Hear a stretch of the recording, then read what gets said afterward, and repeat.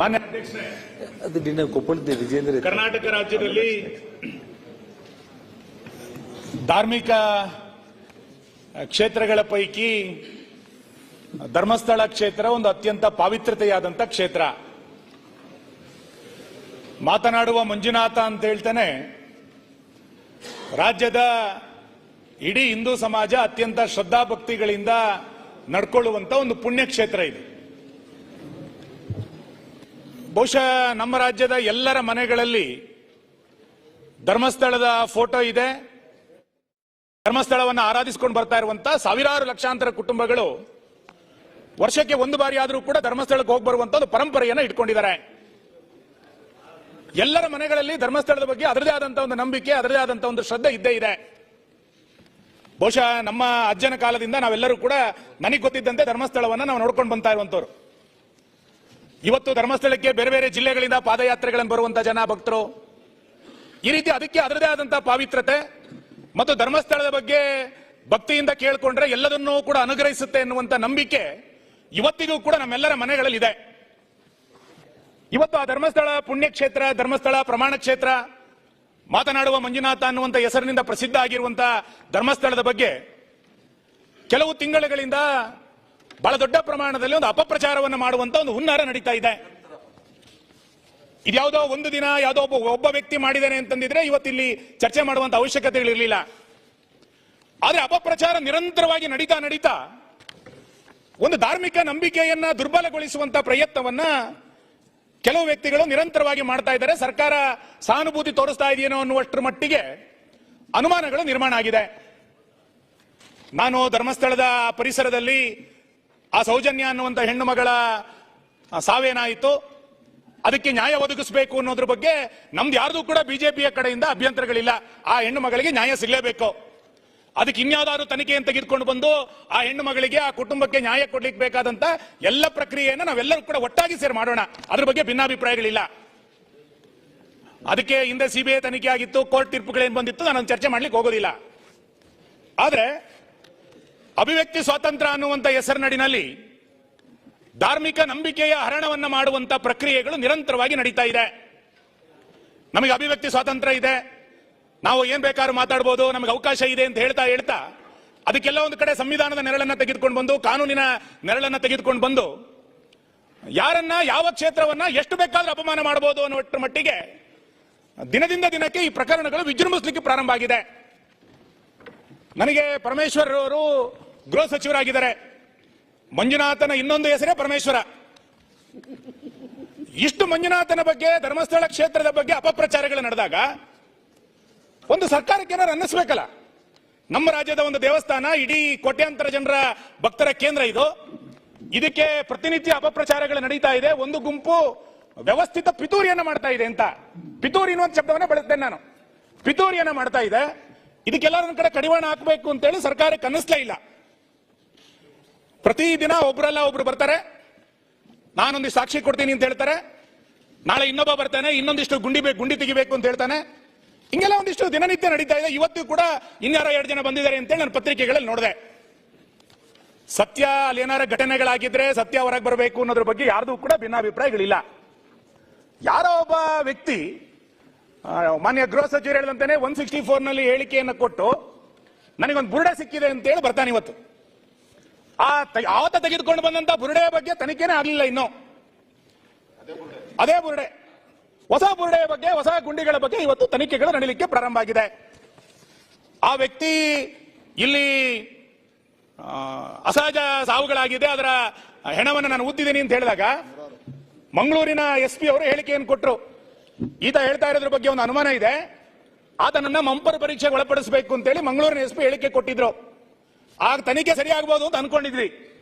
ಬಹುಶಃ ಅವಾಗಲೇ ಆತನ ವಶಕ್ಕೆ ತೆಗೆದುಕೊಂಡು ಮಂಪರ್ ಪರೀಕ್ಷೆನ ಇನ್ನೇನಾರು ಎನ್ಕ್ವೈರಿಗಳನ್ನು ಮಾಡಿದ್ರೆ ಇವತ್ತು ಇಷ್ಟು ಅಪಪ್ರಚಾರಗಳು ಮುಂದುವರಿತಿರ್ಲಿಲ್ಲ.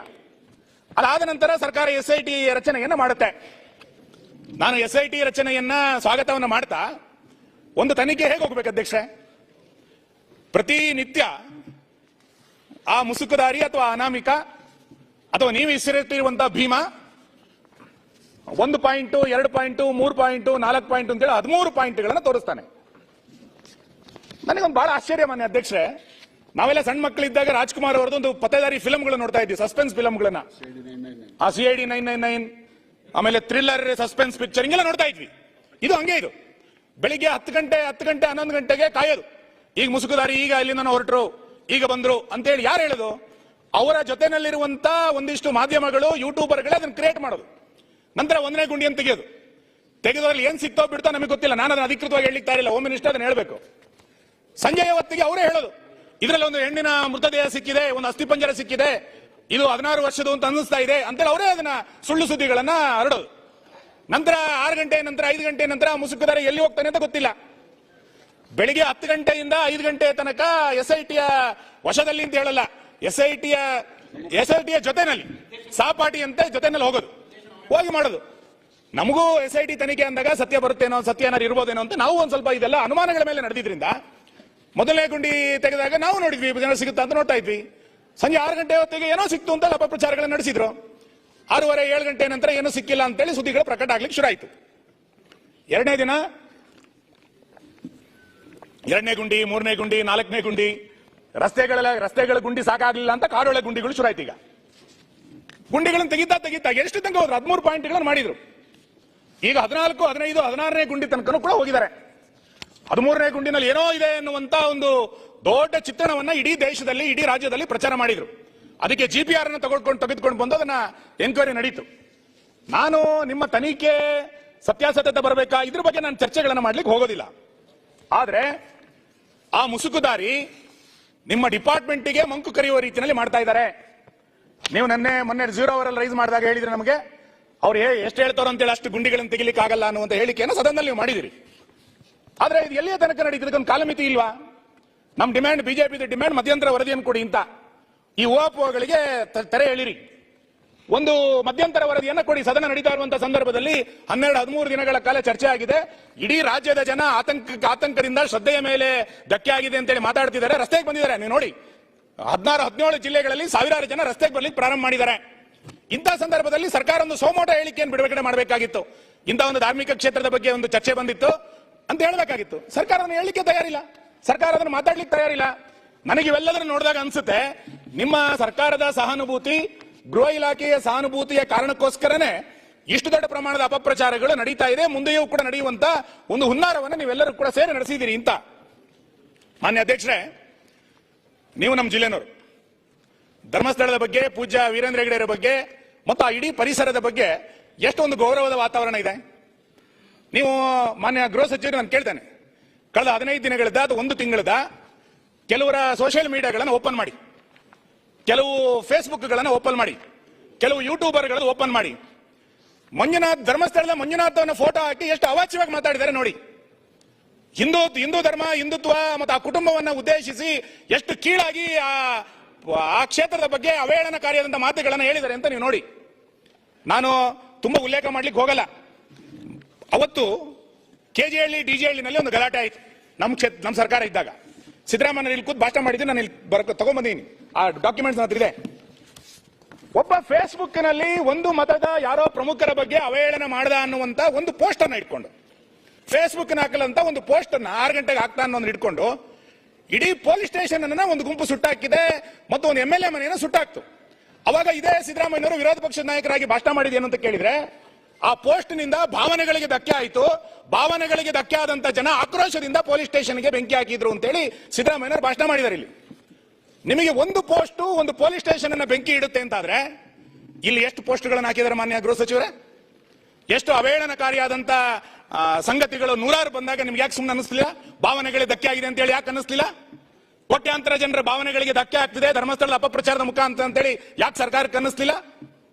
ನಾನು ಇನ್ನೂ ಒಂದು ಘಟನೆ ವಿಷಯವನ್ನು ಪ್ರಸ್ತಾಪ ಮಾಡಲೇಬೇಕು. ಇಲ್ಲಿ ನಮ್ಮ ಜಿಲ್ಲೆನಲ್ಲಿ ನೀವು ನೆನ್ನೆ ಹೇಳಿದ್ರಿ ಏನು, ನೆನ್ನೆ ವೇದವ್ಯಾಸ ಕಾಮತ್ರು ಒಂದು ಪ್ರಶ್ನೆ ಕೇಳಿದಾಗ ದಕ್ಷಿಣ ಕನ್ನಡ ಜಿಲ್ಲೆಯ ಶಾಂತಿ ಕಾಪಾಡಬೇಕು, ಸೌಹಾರ್ದತೆ ಕಾಪಾಡಬೇಕು, ಇದಕ್ಕೆ ನಾವೆಲ್ಲ ಪ್ರಯತ್ನ ಮಾಡಬೇಕು ಅಂತೇಳಿ ಒಂದು ಒಳ್ಳೆಯ ಉತ್ತರವನ್ನು ನೀವು ಕೊಟ್ರಿ. ನಾನು ಸ್ವಾಗತಿಸ್ತೇನೆ ನಿಮ್ಮ ಉತ್ತರವನ್ನ. ಆ ಘಟನೆ ಹಿಂದೆ 2 ಮರ್ಡರ್ಗಳಾದಂತಹ ಘಟನೆಯ ಸಂದರ್ಭದಲ್ಲಿ ನಾವೆಲ್ಲ ಶಾಸಕರಲ್ಲಿ ಇದ್ದೀವಿ. ನಿಮ್ಮ ಮಂಗಳೂರಿನ ಜಿಲ್ಲಾಡಳಿತ, ಉಡುಪಿಯ ಜಿಲ್ಲಾಡಳಿತ, ಪೊಲೀಸ್ ಇಲಾಖೆ ನಮ್ಮೆಲ್ಲ ಕಾರ್ಯಕರ್ತರ ಫೇಸ್ಬುಕ್ಗಳನ್ನು ಹುಡುಕಿ ಇದರಲ್ಲಿ ಧಾರ್ಮಿಕ ನಿಂದನೆ ಏನಿದೆ, ಇದರಲ್ಲಿ ಧಾರ್ಮಿಕ ಪ್ರಚೋದನೆ ಏನಿದೆ ಅಂತೇಳಿ ಹುಡುಕಿ ಸುಳ್ಯದಿಂದ ಬೈಂದೂರಿನ ತನಕ 50ಕ್ಕೂ ಹೆಚ್ಚು FIR ಗಳನ್ನ ಯಾರೋ ದೂರು ಕೊಟ್ಟಿದ್ದಲ್ಲ ಸೋಮೋಟ ನೀವು ದಾಖಲು ಮಾಡಿದ್ರಿ. ಸೋಮೋಟೋ FIR ಗಳನ್ನ ಹಾಕಿದ್ರಿ. ಏನಕ್ಕೆ ಹಾಕಿದ್ರಿ?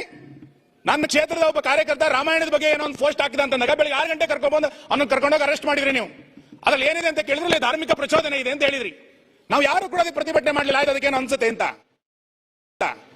ಅವಾಗ ಸೋಮೋಟೋ ಕೇಸುಗಳನ್ನ ದಾಖಲಿಸುವಂತ ನಿಮ್ಮ ಇಲಾಖೆ, ನಿಮ್ಮ ಆಡಳಿತ ಧರ್ಮಸ್ಥಳದ ಬಗ್ಗೆ ಇಷ್ಟೆಲ್ಲ ಅಪಪ್ರಚಾರಗಳು, ಅವಾಚ್ಯ ನಿಂದನೆಗಳಾದಾಗ ಯಾಕೆ ಸೋಮೋಟೋ ಒಂದು FIR ಮಾಡಲಿಲ್ಲ ನೀವು? ಅವತ್ತಿಗೊಂದು ಕಾನೂನು, ಇವತ್ತಿಗೊಂದು ಕಾನೂನಾ?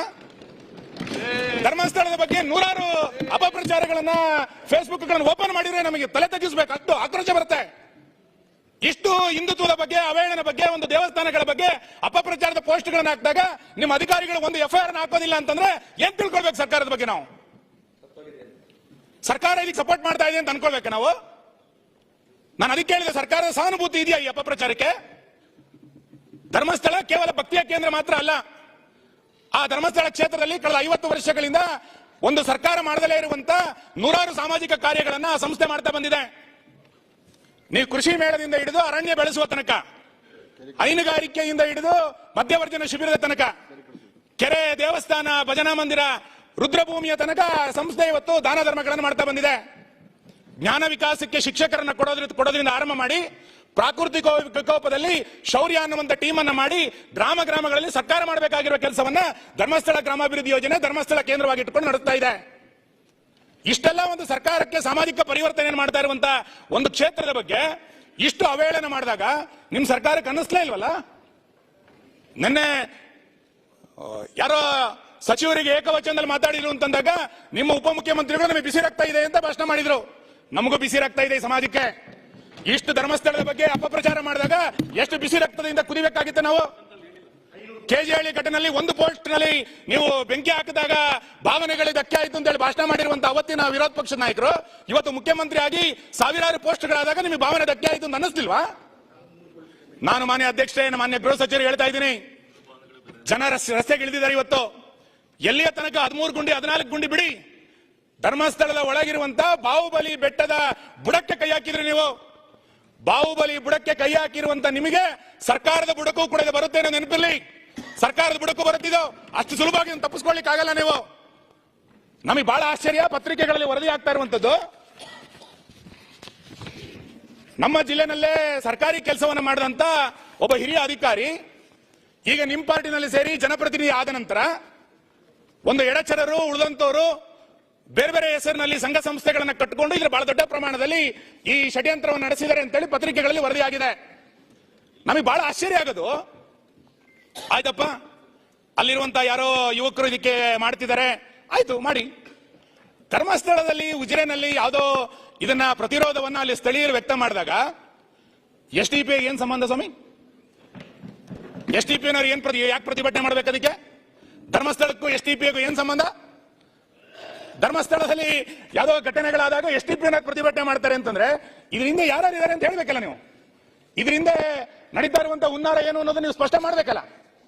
ಎಲ್ಲಿಯ ತನಕದ ಆಕ್ರೋಶವಾದಂತಹ ಮಾತುಗಳನ್ನ ಆಡಿದ್ರೂ ಕೂಡ ಈ ಸರ್ಕಾರ ಕಣ್ಣು ಮುಚ್ಚಿ ಕುಳಿತುಕೊಳ್ಳುತ್ತೆ ಅಂತಂದ್ರೆ, ಅಲ್ಲಿರುವಂತ ಒಬ್ರು ಹೇಳ್ತಾರೆ ಧರ್ಮಸ್ಥಳಕ್ಕೆ ನಾವು JCB ಅನ್ನು ನುಗ್ಗಿಸ್ತೇವೆ, ಧರ್ಮಸ್ಥಳಕ್ಕೆ ನುಗ್ಗುತ್ತೇವೆ ಅನ್ನುವಂತ ಹೇಳಿಕೆಗಳನ್ನ ಕೊಟ್ಟಾಗ್ಲೂ ಕೂಡ ನಿಮ್ ಸರ್ಕಾರ ಮಾತಾಡೋದಿಲ್ಲ. ಯಾಕೆ? ಯಾರು ಬೇಕಾದ್ರೆ ಧರ್ಮಸ್ಥಳಕ್ಕೆ ನುಗ್ಗಬಹುದು, JCB ಹಾಕಬಹುದು ಅಂತ ಅನ್ಕೊಂಡಿದ್ದೀರಾ? ಸಮಾಜ ರಸ್ತೆಗಿಳಿದಿದೆ ಇವತ್ತು. ಧರ್ಮಸ್ಥಳದ ಬಗ್ಗೆ ಮಾತಾಡಬೇಡಿ ಅಂತ ನಾವು ರಿಕ್ವೆಸ್ಟ್ ಮಾಡ್ತಾ ಇರೋದು. ಅಪಪ್ರಚಾರಗಳನ್ನು ಮಾಡೋರನ್ನ ಕಂಟ್ರೋಲ್ ಮಾಡಿ ಅಂತ ನಾನು ವಿನಂತಿ ಮಾಡ್ತಾ ಇದ್ದೇನೆ. ಮಾನ್ಯ ಗೃಹ ಸಚಿವರು ಮೊನ್ನೆ ಹೇಳಿದ್ರು, SITಯ ತನಿಖೆನಲ್ಲಿ ನಾವು ಮಧ್ಯಪ್ರವೇಶ ಮಾಡೋದಿಲ್ಲ ಅಂತ. ನಾವು ತನಿಖೆನಲ್ಲಿ ಮಧ್ಯಪ್ರವೇಶ ಮಾಡಿ ನಾವು ಹೇಳಲೇ ಇಲ್ಲ. ತನಿಖೆ ಹಿಂಗೆ ಆಗಬೇಕು ಅಂತೇಳಿ ನಾವು ಕೂಡ ಆಗ್ರಹ ಮಾಡ್ತಾ ಇಲ್ಲ. ಆದ್ರೆ ಅಪಪ್ರಚಾರದ ಬಗ್ಗೆ ನಿಮ್ಮ ಸರ್ಕಾರದ ನಿಲುವೇನು? ನಿಮ್ಮ ಇಲಾಖೆ ಯಾಕೆ ಅಪಪ್ರಚಾರದ ಬಗ್ಗೆ ಇವತ್ತು ತಲೆ ಕೆಡಿಸ್ಕೊಳ್ತಾ ಇಲ್ಲ? ನೀವು ಅಪಪ್ರಚಾರದ ಬಗ್ಗೆ ಕಳೆದ 15 ದಿನಗಳಿಂದ ಅಥವಾ ಕಳೆದ 1.5-2 ತಿಂಗಳಿಂದ ಇಷ್ಟು ದೊಡ್ಡ ಪ್ರಮಾಣದ ಅಪಪ್ರಚಾರಗಳು ನಡೆದರೂ ಕೂಡ ನೀವು ಮೌನ ವಹಿಸಿರೋದು ನೋಡಿದ್ರೆ ನಮಗೆ ಇದ್ರ ಬಗ್ಗೆ ಅನುಮಾನ ಇರೋದು. ಸರ್ಕಾರ ಏನ್ ಪಿತೂರಿ ಮಾಡ್ಲಿಕ್ಕೆ ಹೊರಟಿದೆ? ಯಾರ್ಯಾರ ಜೊತೆ ಸೇರ್ಕೊಂಡು ಸರ್ಕಾರ ಪಿತೂರಿಯನ್ನು ಮಾಡ್ತಾ ಇದ್ದೀರಿ?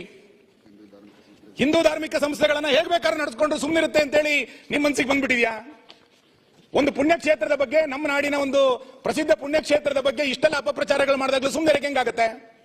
ಮತ್ತೆ ಷಡ್ಯಂತರ ಹೆಂಗಾಗಿದೆ ಅನ್ನೋದಕ್ಕೆ ನಾನು ಆಗ್ಲೇ ಹೇಳಿದ್ನಲ್ಲ, SDP ಪ್ರತಿಭಟನೆಗೆ ಇಳಿತಾರೆ. ಇನ್ಯಾವುದೋ ದುಬೈನಲ್ಲಿರುವಂತ ಒಂದು ಚಾನಲ್ ಇದ್ರ ಬಗ್ಗೆ ಪ್ರಸಾರ ಮಾಡುತ್ತೆ, ಅಲ್ ಜಜೀರಾ ಚಾನಲ್ ಒಂದು ಪ್ರಚಾರ ಮಾಡುತ್ತೆ. ಅಲ್ಲೇನೋ ಹೆಣ್ಣು ಮಕ್ಕಳದು 100 ಹೆಣಗಳನ್ನ ಊತಿಟ್ಬಿಟ್ಟಿದ್ದಾರೆ ಅಂತೇಳಿ ಅವ್ರಿಗೇನ್ ಸಂಬಂಧ ಧರ್ಮಸ್ಥಳದ್ದು? ಕೇರಳದವರು ನಾವು ತನಿಖೆ ಮಾಡಬೇಕು ಅಂತೇಳಿ ಕೇರಳದವರಿಗೆ ಅನ್ಸುತ್ತೆ. ಏನ್ ನಡೆಸಿದ್ರಿ ಮಾನ್ಯ ಅಧ್ಯಕ್ಷರೇ? ಬಿಬಿಸಿನವರು ನಿನ್ನೆ ಇನ್ನೊಂದು ಯಾವುದೋ ಹೊರದೇಶದ ಚಾನಲ್ ಇದ್ರಲ್ಲಿ ಬಹಳ ದೊಡ್ಡ ಸುದ್ದಿ ಪ್ರಕಟ ಆಯ್ತು ಅಂತೇಳಿ ಹೇಳಿಕ್ ಶುರು ಮಾಡಿದ್ದಾರೆ. ನೀವು ಇದರ ಮೂಲ ಏನು ಅನ್ನೋದನ್ನ SIT ಹುಡುಕ್ಬೇಕಲ್ಲ. ಬರೀ ಗುಂಡಿ ಹುಡುಕಿದ್ ಮಾತ್ರ ಅಲ್ಲ, ಇದರ ಹಿಂದೆ ಯಾರ್ಯಾರು ಸಾಕ್ಷಿಗಳು ಅಂತ ಹೇಳ್ತಾ ಇದ್ರ, ಬಹಳ ಜನ ನಮಗೆ ಸಾಕ್ಷಿ ಇದೆ ಅಂತ ಹೇಳಿದಾರಲ್ಲ, ಆ ಎಲ್ಲ ಸಾಕ್ಷಿದಾರನ್ನ SIT ತನಿಖೆ ಮಾಡಬೇಕು. ಇದರ ಮೂಲ ಏನು ಅನ್ನೋದನ್ನ ತನಿಖೆ ಮಾಡಬೇಕು. ಮಾನ್ಯ ಗೃಹ ಸಚಿವರೇ, ನೀವು ಬಹಳ ಸಜ್ಜನರಾಗಿ ನನಗೇನೋ ಗೊತ್ತಿಲ್ಲ ಅಂತ ಮೌನ ವಹಿಸಿದ್ರೆ, ನಾಳೆ ಬೆಳಿಗ್ಗೆ ಆ ಮುಸುಕುದಾರಿಯನ್ನ ನಿಮ್ಗೆ ಇನ್ಯಾರೋ ಒತ್ತಡ ಮಾಡಿ ನಿಮ್ಮ ಗೃಹ ಇಲಾಖೆಗೆ ಸಲಹೆಗಾರನ ಮಾಡಿಬಿಡ್ತಾರೆ. ಎಚ್ಚರಿಕೆ ತಗೊಳ್ಳಿ, ಅಂತ ಪರಿಸ್ಥಿತಿ ಇದೆ ಇವತ್ತು. ಹಂಗಾಗಿ ನೀವು ಬಹಳ ಎಚ್ಚರಿಕೆಯಿಂದ, ನನಗೆ DK ಶಿವಕುಮಾರ್ ಇದ್ದಾಗ ಸ್ವಲ್ಪ ಧೈರ್ಯ ಇತ್ತು. ಏನು ಅಂತ ಕೇಳಿದ್ರೆ, ಧರ್ಮಸ್ಥಳಕ್ಕೆ ಬಂದಾಗ ಅವರು ಹೇಳಿಕೆ ಕೊಟ್ಟಿದ್ರು, ಧರ್ಮಸ್ಥಳದ ಬಗ್ಗೆ 100 DK ಶಿವಕುಮಾರ್ ಇದ್ದಾರೆ ಅಂತ ಹೇಳಿಕೆ ಕೊಟ್ಟಿದ್ರು. ನಮಗೊಂದು ವಿಶ್ವಾಸ, ಹೌದಪ್ಪ ನಮಗೊಬ್ಬ ಭಕ್ತ ಇದ್ದಾರೆ ಇಲ್ಲಿ ಧರ್ಮಸ್ಥಳಕ್ಕೆ ಏನಾರು ಆದ್ರೆ ನೋಡ್ತೀನಿ ಅಂತ. ಆ 100 DK ಶಿವಕುಮಾರ್, ಆ ಬಿಸಿ ರಕ್ತದ DK ಶಿವಕುಮಾರ್ ಎಲ್ಲಾದ್ರು ಮಾತಾಡ್ಬೇಕಿತ್ತಲ್ಲ. SIT ರಚನೆ ಆಗ್ಬೇಕಾದ್ರೆ ಆಯ್ತಪ್ಪ, ನಾಳೆ ಇನ್ನೊಂದು ಯಾರೋ ಬಂದು ಇಲ್ಲೊಂದು ಹೆಣ ಊತಿದೀವಿ ಅಂತ ಇನ್ನೊಂದು SIT ಮಾಡ್ತೀರೇನು? SITಯ ಹಿಂದೆ ಏನ್ ಪಿತೂರಿ ನಡೆದಿದೆ ಅಂದ್ರೆ ನಾನು ಕೊನೆಗೆ ಬರ್ತೇನೆ ಅದಕ್ಕೆ. ಇಂಥ ಒಂದು ಷಡ್ಯಂತ್ರಗಳು ಧರ್ಮಸ್ಥಳದ ಬಗ್ಗೆ, ಧರ್ಮಸ್ಥಳ ಕ್ಷೇತ್ರದ ಬಗ್ಗೆ, ಹಿಂದೂ ಪಾವಿತ್ರತೆಯನ್ನು ಹಾಳು ಮಾಡುವಂತ ವ್ಯವಸ್ಥೆಗಳು ನಡೆದಾಗ ಸರ್ಕಾರ ಸುಮ್ಮನೆ ಕೂತಿರೋದ್ರ ಬಗ್ಗೆನೇ ನಮಗೆ ಅನುಮಾನಗಳು ಬರ್ತಾ ಇದೆ. ನಿಮಗೆ ಹುಲಿ ಉಗುರು ಹುಡುಕ್ಲಿಕ್ಕೆ ಬಹಳ ಆಸಕ್ತಿ. ಹುಲಿ ಉಗುರು ಹುಡ್ಕೊಂಡು ಯಾರ್ಯಾರ್ದೋ ಮನೆಗೆ ಹೋದ್ರಿ ನೀವು, ಹುಲಿ ಉಗುರು ಹುಡ್ಕೊಂಡು ಸರ್ಕಾರದ ಪೊಲೀಸ್ ಇಲಾಖೆ ಇಟ್ಕೊಂಡು ಗುಂಡಿ ತೋಡೋದ್ರ ಬಗ್ಗೆ ಬಹಳ ಆಸಕ್ತಿ. ಡ್ರಗ್ಸ್ ಫ್ಯಾಕ್ಟರಿ ಮೈಸೂರಲ್ಲಿ ಸಿಕ್ಕಿಬಿದ್ದಾಗ್ಲೂ ಕೂಡ ನಿಮ್ಮ ಇಲಾಖೆಗೆ ಏನು ಅನ್ನಿಸ್ಲಿಲ್ಲ. ಫೇಸ್ಬುಕ್ ಅಲ್ಲಿ 100 ಜನ ಅಪಪ್ರಚಾರ ಮಾಡಿದಾಗ್ಲೂ ಕೂಡ ಸರ್ಕಾರಕ್ಕೆ ಏನು ಅನ್ಸೋದಿಲ್ಲ. ಹಾಗಾಗಿ ಇವತ್ತು ಇದಕ್ಕೆಲ್ಲರೂ ಒಂದು ಕಡೆ ಈ ಅಪಪ್ರಚಾರಕ್ಕೆ ಕೊನೆ ಎಳಿಬೇಕು ಅನ್ನುವಂತ ಆಗ್ರಹವನ್ನು ನಾನು ಈ ಸಂದರ್ಭದಲ್ಲಿ ಮಾಡ್ತೇನೆ. ಮಾನ್ಯ ಅಧ್ಯಕ್ಷರೇ, ನಮಗೆ ಕಾಡ್ತಾ ಇರುವಂತ ಪ್ರಶ್ನೆ ಏನು ಅಂತ ಕೇಳಿದ್ರೆ, ಇಲ್ಲಿ ಸತ್ಯ ಹೊರಗೆ ಬರಬೇಕು ಅನ್ನೋದಕ್ಕಿಂತನೇ ಹೆಚ್ಚಾಗಿ, ಇಲ್ಲಿ ನ್ಯಾಯ ದೊರಕಬೇಕು ಅನ್ನುವಂತ ಕಳಕಳಿಗಿಂತ ಹೆಚ್ಚಾಗಿ, ಒಂದು ಧಾರ್ಮಿಕ ನಂಬಿಕೆಯನ್ನ ಹಾಳು ಮಾಡುವಂತ ಒಂದು ವ್ಯವಸ್ಥಿತವಾದಂತ ಹುನ್ನಾರ ನಡೀತಾ ಇದೆ ಅಂತ. ನ್ಯಾಯಕ್ಕಿಂತ ಹೆಚ್ಚಾಗಿ ಒಂದು ಧಾರ್ಮಿಕ ನಿಂದನೆ ನಡಿಬೇಕು, ಸತ್ಯಕ್ಕಿಂತ ಹೆಚ್ಚಾಗಿ ಒಂದು ವ್ಯವಸ್ಥೆಯನ್ನ ಹಾಳು ಮಾಡಬೇಕು, ಒಂದು ಅರಾಜಕತೆಯನ್ನ ಕರ್ನಾಟಕದಲ್ಲಿ ಈ ಅಪಪ್ರಚಾರಗಳ ಮುಖಾಂತರವೇ ಮಾಡಬೇಕು ಅನ್ನುವಂತ ಹುನ್ನಾರಗಳು ಸರ್ಕಾರದ ಕಡೆಯಿಂದ ಇವತ್ತು ನಡೀತಾ ಇದೆ ಅಂತೇಳಿ ನಮ್ಗೆ ಅನ್ನಿಸ್ತಾ ಇದೆ.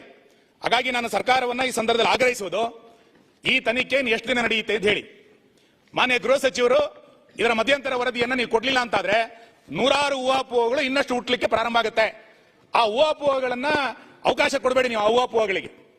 ಮೂರನೇದು, ಆ ಯಾರು ಗುಂಡಿಗಳನ್ನ ತೋರಿಸ್ತಾ ಇದ್ದಾನೆ ಅವ್ನು ಮಂಪರ್ ಪರೀಕ್ಷೆಯನ್ನು ಮಾಡಿ ಆತನ ಮೂಲ ಏನಿದೆ, ಇದಕ್ಕೆ ವಿದೇಶಿ ಹಣ ಬಂದಿದೆ ಅನ್ನುವಂತ ಸುದ್ದಿಗಳು ಬರ್ತಾ ಇದೆ. ಈ ರೀತಿ ಇದಕ್ಕೆ ಯಾರು ಹಣಕಾಸಿನ ಮೂಲ ಒದಗಿಸಿದ್ದಾರೆ, ಇದರ ಹಿಂದೆ ಇರುವಂತಹ ಸಂಘಟನೆ ಯಾರು, ಇದರ ಹಿಂದೆ ಇರುವಂತಹ ವ್ಯಕ್ತಿಗಳು ಯಾರು, ಇದೆಲ್ಲದೂ ಕೂಡ SIT 2 ನಲ್ಲಿ ತನಿಖೆಗಳಾಗಬೇಕು. SIT 1 ಮುಗಿಸಕ್ ಆಗಲ್ಲ ಇದನ್ನ. SIT 2 ನಲ್ಲಿ ಇದೆಲ್ಲದನ್ನು ಕೂಡ ಮಾಡಬೇಕು.